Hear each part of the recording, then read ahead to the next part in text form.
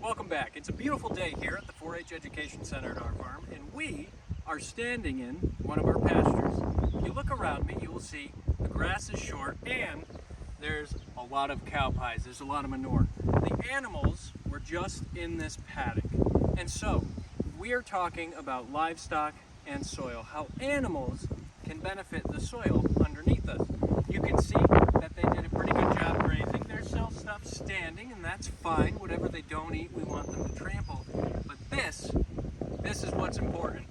They take all of the nutrients they eat, and when they digest, it comes out the back end and lands here. This will become more organic matter for the soil. So, when we use animals to increase organic matter in the soil, increase water infiltration, water retention in the soil, it's important that we move them, that we utilize them in a rotational grazing or mob grazing system.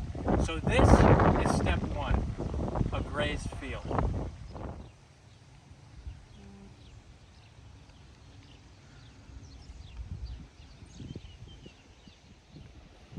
So now the second paddock that we're in, the animals are currently grazing. So if you look behind me, you'll see the grass is a little bit taller. There's still a lot of grass standing back up there, and all the animals are having a good time.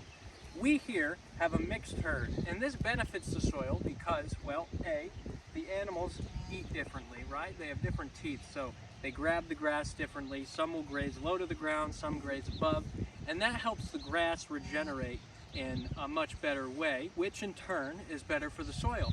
Plus, all this walking around and all this weight helps to turn the soil, right, and make a really good impression on it, as well as trample whatever they don't eat. So, in this second paddock, our animals are currently grazing. Tomorrow, we will move them to the third, and this paddock will be left alone for 30 days to allow the grass to regenerate. So now we're in the third paddock. This is the paddock they are moving to tomorrow, and you can see a clear difference in the height of the grass. You could even see some clover in there, and pretty soon they're going to try to knock down the fence to get over here because this is delicious. Now, back to the reason why we're all doing this. The soil. This grass, unlike anything else, can grow. It can adapt to its environment and grow much faster than a lot of things. And that grass can sequester carbon from the atmosphere and put it into the soil. So when we do this, when we rotationally graze, not only is it better for the animals, but it's better for the soil and the grasses. So where the cows and the donkeys and the alpacas are now is going to get left alone for 30 days. It's going to regenerate, and in that growth, it's going to sequester a lot of carbon. Now, if this grass got a little taller and got to the point where it started to die, that carbon is no longer being sequestered out of the atmosphere, right?